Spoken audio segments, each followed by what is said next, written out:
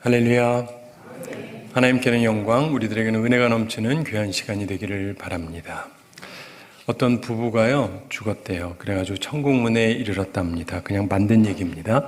남편이 먼저 도착했는데 베드로가 문 앞에서 시험을 통과해야 천국에 들어간다고 그러더랍니다. 남자가 제발 저 쉬운 문제 좀 내주세요 이렇게 부탁을 했더니 베드로가 질문을 했습니다. 영어 좀 아냐고? 영어 좀 압니다. 그러면은 예수를 영어로 써봐라 그랬습니다. JESUS. 그랬더니 통과됐습니다. 근데 베드로가 급한 일이 생겨가지고 그 남자들아 이 문을 잠깐만 좀 지켜달라고, 그리고 사람들한테 질문해서 천국에 들여보내라 이런 얘기를 했습니다. 근데 보니까 마침 자기 아내가 와요. 남자가 말했습니다. 천국에 가려면 시험에 통과해야 하고, 그랬더니 아내가 남편이 시험 내는 거니까 당연히 잘해줄 거라고 믿고 어서 내라고 그랬습니다. 그랬더니 남편이 말했습니다. 세상에서 가장 오래 산 사람 무드셀라, 그 이름을 히브리어로 써보시오.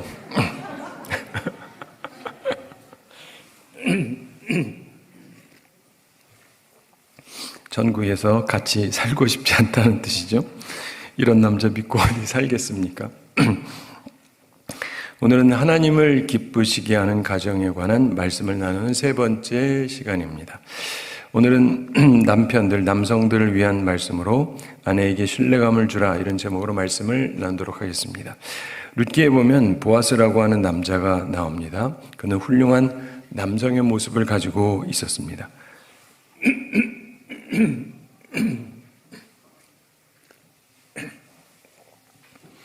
이 보아스를 통해서 남편 되신 분들, 남성들은 아내에게 신뢰감을 주는 그런 사람들이 되시기를 바랍니다.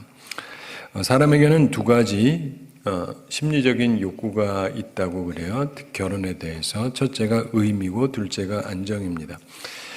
보통 남성은 의미를 더 좋아하고 여성은 안정을 더 추구합니다. 물론 둘 다 필요하지만.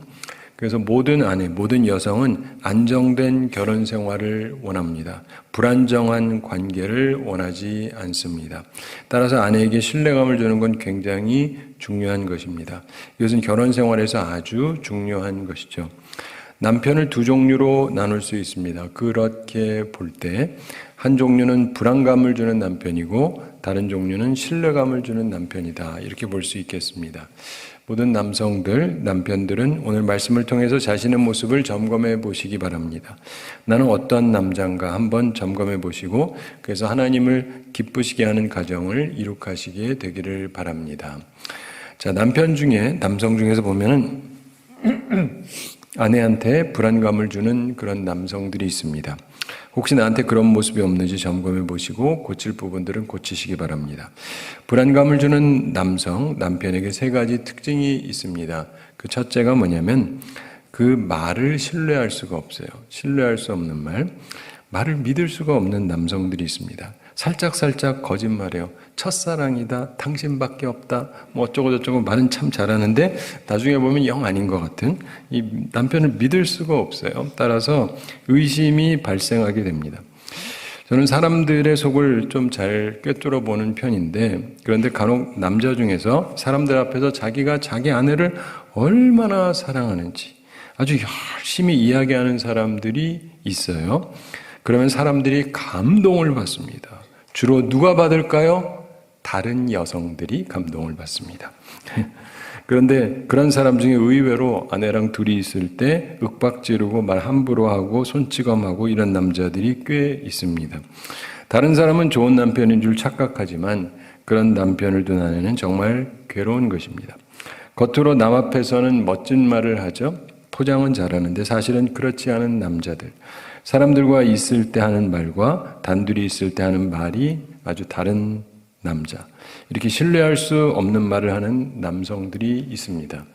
우리는 그러지 말게 되기를 바랍니다.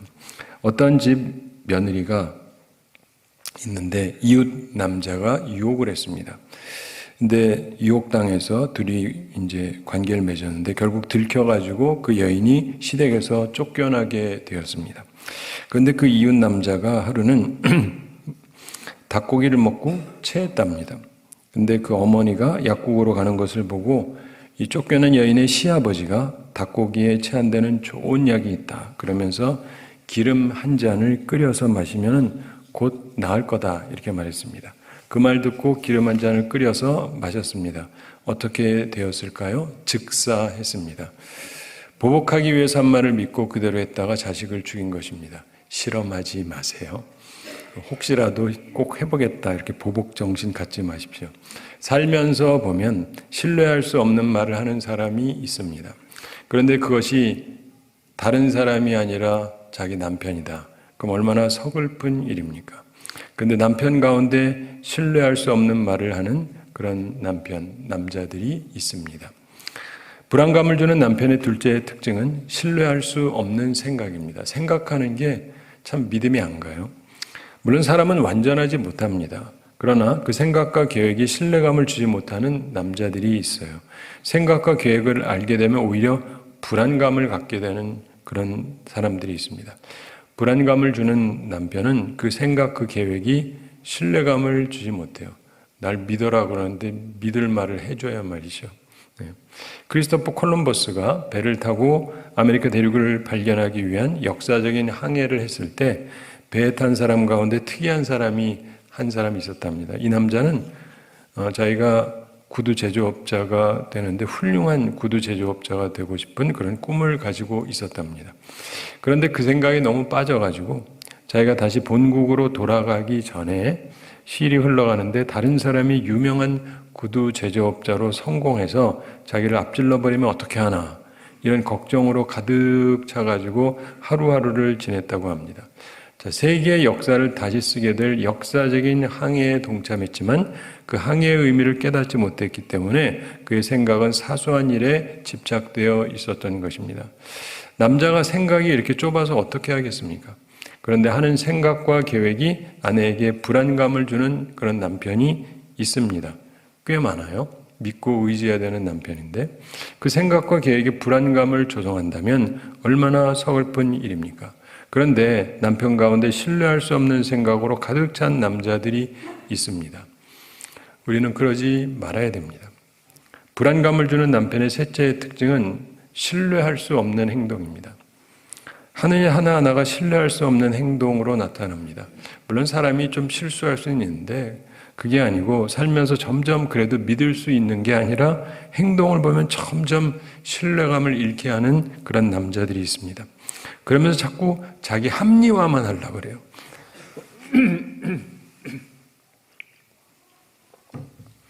혹은 윽박지르려고만 하고 믿음직한 행동을 하지 않고 무조건 믿으라고 그러고 도무지 신뢰할 수 없는 행동을 하는 남편들이 있습니다.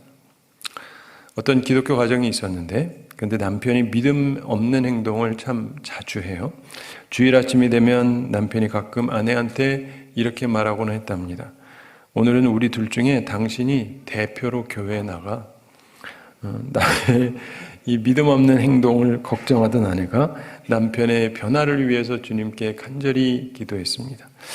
그 기도 덕택인지 어느 날 이 남자가 꿈을 꿨습니다. 특이한 꿈을 꿨는데 꿈에 자기 아내하고 함께 죽어서 천국에 이르게 됐답니다. 그런데 천사가 천국문에서 묻습니다. 당신들 부부죠? 그래서 네, 그렇게 얘기하면서 특별히 걱정이 되는 남편, 자기 신앙생활을 열심히 안 했으니까 그래도 부인은 열심히 했으니까 더더욱 우리가 부부라는 것을 강조해서 얘기했습니다. 그랬더니 천사가 그러더랍니다. 네가 말하던 대로 그렇다면 당신들 중에 대표로 부인만 천국에 들어가면 되겠어. 남자가 놀라셨겠죠. 네. 사랑하는 성도 여러분, 불안감을 주는 남편을 보면 그 말이나 생각이나 행동이나 신뢰하기가 어려워요. 남편들은 스스로 자신을 돌아보시기 바랍니다. 자, 이제 오늘 본문을 통해서 신뢰감을 주는 남편, 보아스의 모습을 생각해 보겠습니다. 신뢰를 주는 남편에게 세 가지 특징이 있습니다. 우리 모든 남성들이 갖추어야 될, 모든 남편들이 갖추어야 될 점입니다. 쉽지는 않지만 일단 기억하고 그렇게 살려고 노력을 해야 합니다. 첫째로 신뢰를 주는 남편 혹은 남성의 첫 특색은 신뢰를 주는 말을 해요. 아내에게 하는 말이 신뢰감을 줍니다. 오늘 본문 10절에 보아스가 룻에게 하는 말이 나옵니다. 함께 읽어보겠습니다. 그가 이르되 내 딸아 여호와께서 내게 복 주시기를 원하노라. 내가 가난하건 부하건 젊은 자를 따르지 아니하였으니 내가 베푼 인애가 처음보다 나중이 더하도다. 아멘. 여기서 내가 가난하건 부하건 젊은 자를 따르지 아니하였으니 내가 베푼 인애가 처음보다 나중이 더하도다 이렇게 얘기합니다. 참고로 본문 상황은 아직 룻과 보아스가 결혼하지 않은 상태입니다. 근데 보아스는 좀 나이가 많이 든 것 같아요. 룻은 젊은 여성이고, 그런데 룻이 시어머니의 권고를 따라서 밤에 이 보아스가 있는 타작마당에 들어가서 그 이불 밑에 눕습니다. 보아스가 깜짝 놀라서 누군지 물으니까 룻이 이야기를 합니다. 거기에 대해서 보아스가 말하는 장면이 본문 10절부터 13절에 나오는 건데, 보아스가 그때 룻을 책망할 수도 있죠. 그러나 그렇게 하지 않았습니다. 오히려 시적인 표현으로 칭찬을 합니다. 내가 베푼 인애가 처음보다 나중이 더하다.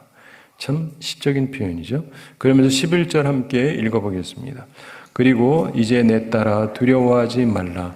내가 내 말대로 내게 다 행하리라. 내가 현숙한 여자인 줄을 나의 성읍 백성이 다 아느니라. 아멘. 자, 이 11절 후반에서도 내가 현숙한 여자인 줄을 나의 성읍 백성이 다 아느니라 이렇게 말합니다. 자, 룻의 행동은 오해의 소지가 없었던 것이 아닙니다. 젊은 여자가 돈 있는 남자한테 밤중에 찾아왔다 아무도 모르게, 이거 오해받을 수 있죠. 보통 남자 같으면 너 내 재산 보고 달라붙는 거지 이럴 수도 있고, 혹은 뭐 얌전한 고양이가 부뚜막에 먼저 올라간다니 그 모양이군 뭐 그랬을지도 모르죠. 혹은 뭐 날 유혹하냐 이럴 수도 있고. 그러나 보아스는 그 말하는 게 참으로 고상합니다. 그리고 상대방을 높여주는 말을 합니다. 그는 신뢰를 주는 말을 하는 남성이었습니다. 룻은 남편을 잃은 과부였습니다. 또한 다른 민족이었습니다. 특별히 이스라엘이 싫어하던 민족의 여인이었습니다. 그리고 가난했습니다. 이런 사람에게는 사람들이 흔히 함부로 말을 하고는 합니다. 그러나 보아스는 가난하고 다른 나라에서 온 이방인 과부인 룻에게도 사용하는 말이 품위가 있었습니다. 신뢰를 주는 말을 하는 남성이었습니다. 모든 남성들은 보아스를 본받아야 합니다. 신혼여행을 가는 비행기 안에서 신랑이 신부에게 사실은 자기가 한쪽 눈이 보이지 않는 사람이라고 말했습니다. 그랬더니 속았다고 생각한 신부가 화가 나가지고 왜 진작에 이야기하지 않았느냐 이렇게 따졌습니다. 그랬더니 신랑이 자기가 보낸 첫 연애 편지에 그걸 분명히 밝혔다라고 말했습니다. 기억이 없는데 신부가 나중에 편지를 확인해 봤습니다. 그랬더니 이렇게 쓰여져 있었다고 합니다. 당신에게 한눈에 반했소.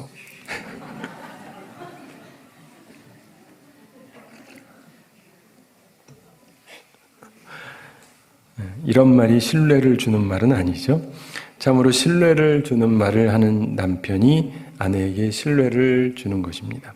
보아스는 신뢰를 주는 말을 하는 남성이었습니다. 살면서 보면 뭐 좋은 말 해주는 것도 좋죠. 부드러운 말도 좋고 달콤한 말도 좋은데 참으로 중요한 것은 신뢰할 수 있는 말을 하는 것이 또한 매우 중요한 것입니다.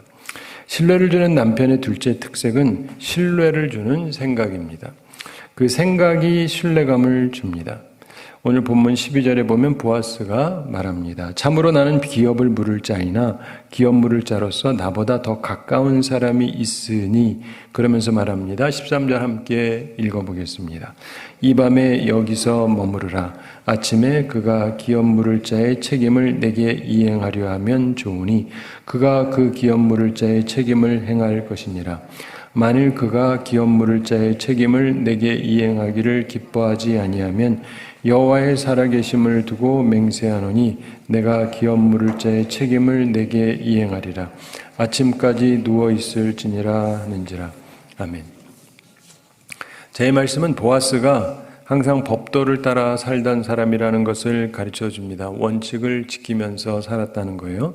우리로서는 좀 이해하기 어려운 법칙이지만 이스라엘의 법이고 구약 성경에 있는 법칙입니다. 그러면서 아무리 남녀가 서로 마음이 통한다 할지라도 그래도 법도를 따라야 된다 이런 생각을 하던 남성이었습니다. 그래서 법적인 하자가 없도록 바르게 일을 먼저 처리하려고 합니다. 그러나 상대방에게 신뢰를 주기 위해서 11절 중반에 보면 내가 내 말대로 내게 다 행하리라 이런 약속을 합니다. 조건부지만 분명하게 약속을 합니다. 그러면서 신뢰감을 주기 위해서 자신이 법도대로 하고 자신에게 기회가 주어진다면 룻이 원하는 대로 하겠다 이렇게 맹세를 합니다. 13절 후반에서 만일 그가 기업 물을 자의 책임을 내게 이행코자 아니하면 여호와의 사심으로 맹세하노니 내가 기업 물을 자의 책임을 내게 행하리라 이렇게 답합니다. 보아스는 그 생각 자체도 정말 신뢰감을 주는 그런 생각을 하는 남자였습니다. 우리도 그런 사람들이 되어야 할 것입니다.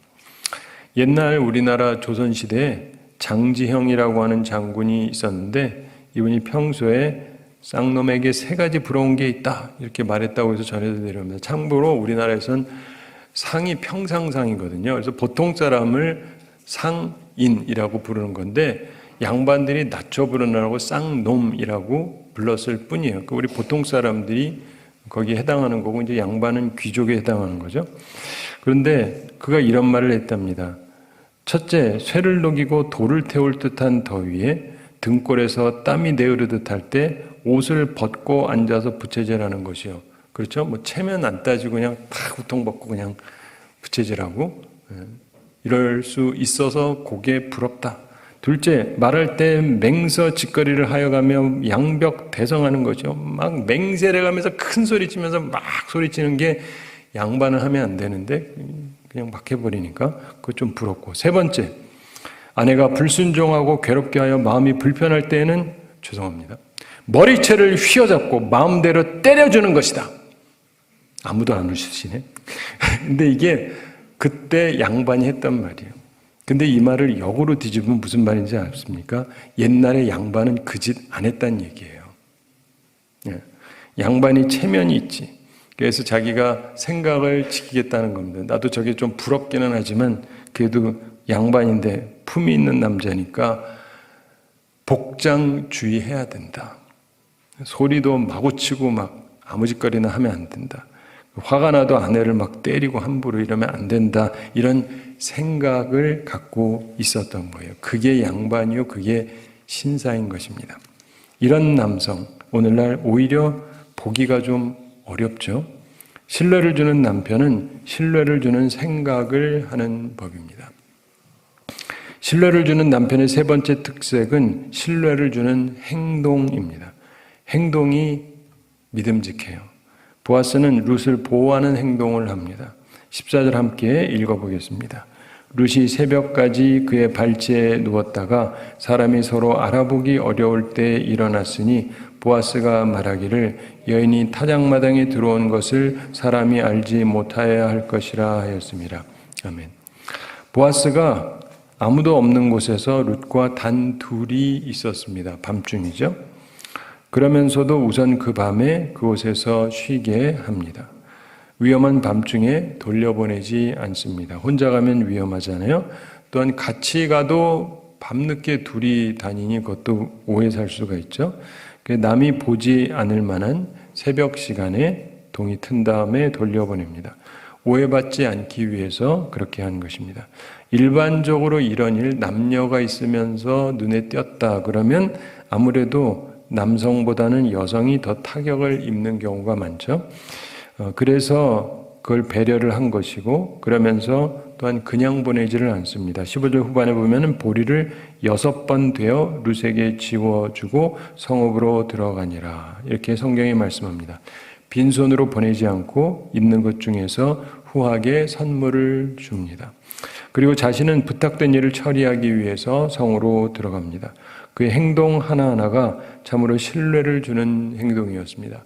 상대방을 아껴주고 보호해주고 베풀어주고 그리고 이 여인을 위해서 곧바로 자신이 할 바를 하기 시작을 합니다. 18절 보면 그가 얼마나 신뢰를 주는 행동하는 사람인가를 설명합니다. 18절 함께 읽어보겠습니다. 이에 시어머니가 이르되 내 딸아 이 사건이 어떻게 될지 알기까지 앉아 있으라. 그 사람이 오늘 이 일을 성취하기 전에는 쉬지 아니하리라 하니라. 아멘. 보아스는 신뢰를 주는 행동의 사람이었습니다. 그래서 룻의 시어머니가 보기에도 이 사람은 말했으니까 곧장 할 거다. 이렇게 얘기합니다. 그냥 앉아서 좀 기다려보자. 이런 얘기를 합니다. 분명하게 말대로 행동할 남성이라고 신뢰했던 것입니다. 야, 그 말을 믿냐? 이게 아니라 그 사람은 말했으니까 할 거야. 굉장히 의미심장한 이야기입니다. 의과대학을 갓 졸업한 피터라고 하는 청년이 남아메리카 콜롬비아의 안데스 산맥 벽지에 있는 어느 진료소에 일하러 갔습니다. 어느 날 한 인디안 여인이 진료소에 왔습니다. 임신해서 막달이었는데 오랜 진통 끝에 제왕절개 수술을 받고 쌍둥이를 낳았습니다. 자연분만이 안 돼서 제왕절개 수술을 했는데 문제는 수술 중에 너무 많은 피를 흘려서 생명이 위험했습니다. 이게 대도시 같으면 괜찮은데 이게 깊은 산골입니다. 그래서 피가 없습니다. 젊은 의사가 피 검사를 해보니까 자기하고 마침 혈액형이 같아요. 그래서 간호사에게 자기 피를 뽑아서 산모에게 수혈하도록 지시했습니다. 그래서 살아났어요. 새로운 의사가 산모의 생명을 구하기 위해서 자기 피를 뽑아주었다. 이 소문이 마을에 쫙 퍼졌습니다. 사람들 반응이 어땠겠어요? 좋죠? 예. 야, 훌륭한 의사가 왔구나. 그렇지 않겠습니까? 그런데 사람들의 그 존경은 그의 신뢰를 주는 행동에서 비롯된 것입니다. 남편도 마찬가지입니다. 신뢰를 주는 행동이 분명히 필요한 것입니다. 가정의 날을 맞이했습니다. 모든 남성들은 나는 과연 신뢰를 주는 남편인가? 혹시 결혼하셔야 되는 분도 생각해 보셔야 되고 결혼한 분은 또한 나는 신뢰를 주는 남편인가 생각해 보셔야 됩니다. 아니면 나는 불안감을 주는 남편인가 돌이켜보시기 바랍니다. 아내에게 신뢰감을 주는 남편은 그 말과 생각과 행동이 삼위일체 하나님이 하나되심처럼 신뢰감을 주는 것입니다. 모든 남편은 그런 남편이 되기 위해서 힘써야 할 것입니다. 모든 남편은 보아스처럼 아내에게 신뢰감을 주는 남편이 되기를 원하시는 것이 오늘날에도 우리를 향하신 하나님의 뜻이라고 저는 믿습니다. 그렇게 힘쓰는 모든 남성들, 남편들이 되기를 바랍니다. 그래서 하나님을 기쁘시게 하는 가정을 이렇게 나가기를 바랍니다. 먼저 남편이 제대로 해야 돼요. 그러면서 아내더러 순종하라고 얘기를 해야지 내가 못 믿겠는데 뭘 순종하라고 그럽니까? 그러니까 우리가요, 먼저 제대로 해야 됩니다. 말씀을 마치기에 앞서서 한 가지 생각해 볼 일이 있습니다. 정직의 힘입니다. 정직의 힘. 제가 항상 귀중하게 생각하는 말씀 중에 하나가 전도서 7장 28절 29절에 있는 말씀인데 내 마음에 찾아도 아직 얻지 못한 것이 이것이라. 솔로몬이 한 말이죠. 1천 남자 중에 하나를 얻었거니와 1000명의 남자 중에 하나밖에 없다. 1천 여인 중에는 하나도 얻지 못하였느니라. 여성 중에는 아예 못 봤다. 나의 깨달은 것은 이것이라. 곧 하나님이 사람을 정직하게 지으셨으나 사람은 많은 꾀를 낸 것이니라. 무슨 말입니까? 하나님은 우리가 정직하게 살라고 만드셨는데 사람은 정직하게 살 생각을 안 하고 자꾸 꾀를 내요. 왜요? 정직할 수 없으니까. 자꾸 죄를 지으니까. 사람들은 정직하기보다 꾀를 내려고 합니다. 그런데 우선 남성들 기억하실 게 전도서 말씀대로 믿고 정직하려고 노력을 최소한 하셔야 돼요. 자, 이런 얘기가 있습니다. 어떤 용하다고 알려진 점쟁이가 있었답니다. 4명의 학생이 시험을 치고 나서 합격 여부를 알고 싶어서 이 점쟁이를 찾아갔습니다. 근데 이 용하다고 알려진 점쟁이가 아무 말을 하지 않습니다. 그냥 손가락 하나만을 내밀었습니다. 딱!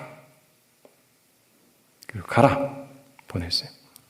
나중에 결과가 밝혀졌는데 한 학생만 합격을 했어요. 이 점쟁이한테 배우고 있는 이제 제자 중에서 수제자가 물어봤습니다. 아니, 그거 어떻게 하셨어요? 그랬더니 이 점쟁이가 비법을 가르쳐 줬습니다. 이거 사업 비밀인데. 간단해. 그런 경우에 손가락 하나만 딱 보이면 모든 게 끝나는 거예요. 한 명이 붙으면 그대로 된 거고, 만약에 둘이 합격하면 손가락 하나의 뜻은 2분의 1이다. 그러니까 두 명 중에 한 명이다. 이렇게 설명해 버리면 끝난다. 그리고 만약에 세 명이 합격하면 세 명이 합격하면 한 사람이 불합격이다라는 얘기다. 말 되죠? 그리고 다 떨어지면 그건 손가락 하나의 의미는 단 한 사람도 못 붙는다. 이렇게 설명하면 된다. 참 대단하죠? 점쟁이 혹은 미래를 아는 척하는 사람 중에 이렇게 꾀를 쓰는 사람도 많이 있습니다. 속지 마세요. 그리고 무엇보다도 이런 식으로 남을 속이려고 하지 마세요. 정직의 힘을 믿으셔야 됩니다. 하나님께서는 사람을 정직하게 지으셨습니다. 모르면 모르는 거죠. 이번에 대통령 선거에서 누가 되느냐? 제가 답을 아느냐? 알아요. 답이 뭐냐면 나는 모른다예요. 이게 정직의 힘입니다. 나라고 생각이 없는 건 아니에요. 특별히 남편들 정직하게 사시기 바랍니다. 정직하게 산다는 것은 자기학을 솔직하게 말하라는 말이 아닙니다. 내가 그랬다. 이게 정직이 아니에요. 정직해도 부끄럽지 않게 살라 이 말입니다. 사실 제가 좀 전에 말하고도 마음속에 조금 그렇긴 한데 저는 누가 될지 알 것 같기는 해요. 모른다고 얘기했는데 그것도 사실은 아닌 것 같아서 나중에 얘기 드리겠습니다. 정직하기 위해서 우리가 바르게 살아야 합니다. 바로 그런 삶이 아내에게 신뢰를 주는 삶이요 하나님이 기쁘시게 하는 가정을 이룩하는 삶인 것입니다.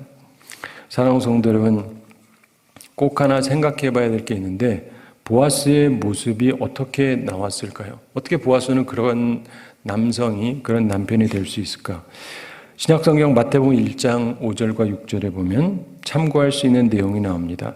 살몬은 라합에게서 보아스를 낳고 보아스는 루색에서 오벳을 낳고 오벳은 이새를 낳고 이새는 다윗 왕을 낳으니라. 그래서 보아스의 아버지가 살몬이고 어머니가 라합이라 그럽니다. 우리가 잘 아는 여성이죠. 이스라엘이 가나안을 점령할 때 바로 그 큰 성, 여리고 성에 있었던 기생이었다라고 성경에 언급하고 있습니다. 기생의 아들이에요. 근데 이 살몬은 누구냐? 성서학자들이 생각하기를 이스라엘 백성들이 가나안 땅에 들어가게 될 때 처음에 두 정탐꾼이 있는데 그 중에 하나다 이렇게 봅니다. 그러니까 거기 들어왔는데 위험한 상황인데 기생이지만 이 두 남자를 보호해 줬어요. 그러면서 한 사람의 마음에 이 여인을 향한 사랑이 생긴 것 같아요. 그래서 결혼하고 산 것 같습니다. 그리고 보아스를 낳은 거예요. 보아스는 그거를 본 겁니다. 자기 어머니 출신은 문제가 있지만 자기 아버지는 참 훌륭하게 자기 어머니를 품어준 거예요. 그걸 보고 자기도 룻을 품어준 거예요. 정말 중요한 거는요, 품어주는 가정에서 품어주는 일들이 많이 나옵니다. 그리고도 더 중요한 건 위로 올라가면은 유다 때도 그런 일이 있었죠. 유다가 자기 아들의 아내였던 며느리하고 그런 일이 있었는데, 그런데 어쨌든 이런 것들 속에서 우리가 보게 되는 것은 남성이 여성들한테 책임을 지우고 넌 죽어라 이게 아니라 품어줬어요. 그 가문에서 예수 그리스도가 나온 겁니다. 모든 남성들은 이거를 기억하셔야 돼요. 교회는 예수님께서 교회를 사랑하셨던 걸 기억해야 되고 우리 모든 남성들은 예수님이 교회를 사랑하신 것처럼 사랑하라 그러죠. 여성이 완벽해서가 아니라 문제가 있다 할지라도 죄가 있다 할지라도 여러모로 부족하다 할지라도 우리가 의지적으로 결단을 하는 거예요. 사랑해 주기로, 품어 주기로, 끝까지 지켜 주기로. 바로 이게 남편의 사랑이고 주님의 사랑입니다. 그 속에서 아름다운 집안이 나오고 아름다운 후손들이 나오는 거예요. 그리고 교회도 온전해지는 것입니다. 바라기는 이 시대에 우리 남성들이 진정으로 좀 변화되기를 바랍니다.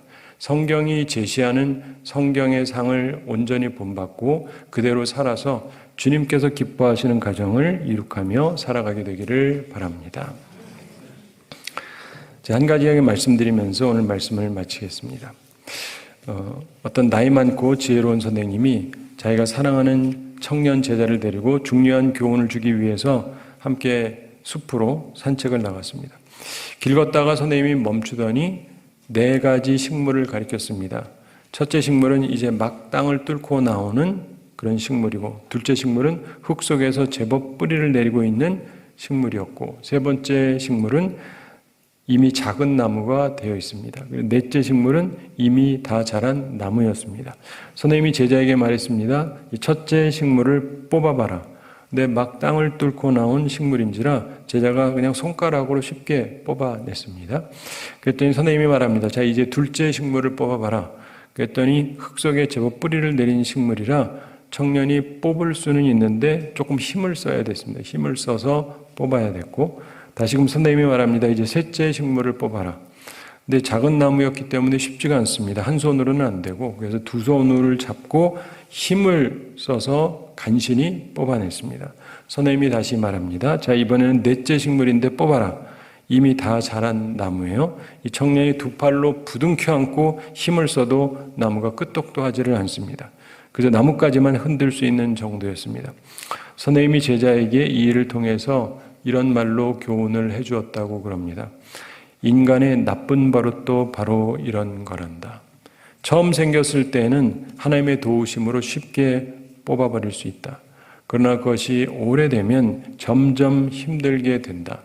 그래서 나중에는 아무리 기도해도 소용이 없고 진지하게 노력해도 나쁜 버릇을 이기기가 어려운 것이다. 습관은 시간이 흐를수록 버리기가 어려운 것이다.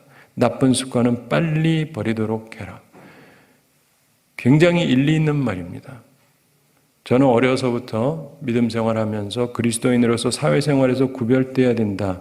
금지하는 3가지 하지 말라. 술, 담배, 도박. 그래서 하지 않았는데 그래서 저한테는 별다른 영향이 없습니다. 그래서 아주 편안해요.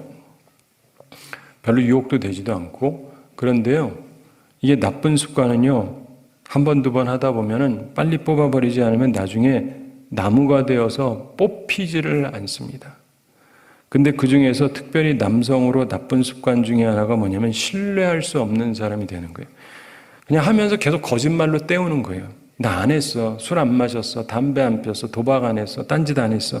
거짓말하면 다 넘어가는 것 같은데, 근데 그러다 보면은 그 생각을 믿을 수가 없고 그 사람을 신뢰할 수 없는 사람이 되는데 이게 정말 나쁜 거예요. 그래서 어른이 되어서 쉽지 않으실 수 있지만은 이제라도 신뢰할 수 있는 남편이 되기 위해서 애쓰시고 나쁜 습관들 다 뽑아버리려고 노력하시기 바랍니다. 요한계시록 마지막에 보면 하늘나라를 가는데 천국에는요, 경건하지 못한 사람, 속된 일을 하는 사람, 그리고 특별히 거짓말하는 자는 그곳으로 들어가지 못한다라고 분명하게 돼 있어요. 근데 제가 항상 부담감을 느끼는 것은 사람이 살다 보면 조금 그럴 수도 있는데 그게 아니고 거짓말이 습관이 된 분들이 생각보다 너무 많아요. 너무 많아요. 성경 말씀이면 천국 못 간다고 돼 있다니까요. 그러고 괜찮다고 생각하지 마세요. 아무도 모르니까 괜찮으냐? 아니에요. 하나님은 아시니까. 그러니까 생각을 바꾸세요. 바꾸셔야 돼요. 그리고 예수님을 참으로 마음의 주인으로 받아들이면 사람이 변화될 수 있어요. 나이가 들었다 할지라도, 아무리 안 좋은 경험이 오래 쌓였다 할지라도, 자신의 말에 책임을 질 수 있는 사람, 자신의 생각이 믿을 만한 사람, 그 행동이 신뢰감을 주는 사람, 그런 남자가 될 수 있습니다. 단지 반드시 예수 그리스도를 영접하고 내가 변화돼야 돼요. 교회 다니고 직분이 있고 기도 멋지게 한다고 해서 절대로 못 이깁니다. 예수 그리스도를 여러분이 주인으로 모시고 살아야 돼요. 그 외에는 절대로 죄를 이길 수가 없습니다. 이 자리에 있는 모든 남성들, 특별히 아내에게 신뢰감 주는 그런 남자들이 되기를 바랍니다. 우선 마음의 결단부터 하셔야 돼요. 한 번에 쉽지는 않지만 그 결심을 하고 진정으로 예수님을 나의 주님으로 모시고 내가 새로운 삶을 살겠다라고 하는 결단이 꼭 필요한 거예요. 대통령 바꾼다고 바뀔 것 같습니까? 내 마음부터 바뀌어야 돼요. 한국 남성들의 마음 자체가 좀 바뀌어야 돼요. 거짓말로 때우고 말로 해서 유혹하고 이게 중요한 게 아니고 내 생각이 바뀌어야 됩니다. 바라기는 우리 남성들이 온전한 남성들이 되어서 하나님이 기뻐하시는 그런 가정을 일으켜 나가는 우리 모두가 되기를 우리 주님의 이름으로 축원합니다. 우리 함께 기도하겠습니다. 사랑하는 하나님 아버지, 우리를 사랑하시고 오늘도 저희에게 귀한 말씀 주심을 감사드립니다. 우리를 사랑하셔서 주님 말씀 우리들의 마음에 잘 새기게 해주시고 우리는 하나님을 기쁘시게 하는 가정을 이룩하는 사람들 되게 하여 주시옵소서. 특별히 모든 남성들의 마음에 주의 성령으로 함께 하셔서 마음에 새로운 마음을 허락해 주시고 주의 성령으로 충만케 하셔서 자신의 삶을 돌이키고 뽑아버려야 될 것을 뽑아내고 주님 앞에서 정직한 영으로 살아가며 하나님께서 기뻐하시는 삶을 살아가고 정직하게 말함이 내게 평안함이 되는 그런 온전한 삶을 살아가는 그런 남성들이 많아지게 해주시고 그래서 우리 교회가 온전한 교회가 되어지고 하나님을 기쁘시게 하는 아름다운 가정들이 많이 생기도록 축복해 주시옵소서. 감사드리며 예수님의 이름으로 기도드리옵나이다. 아멘.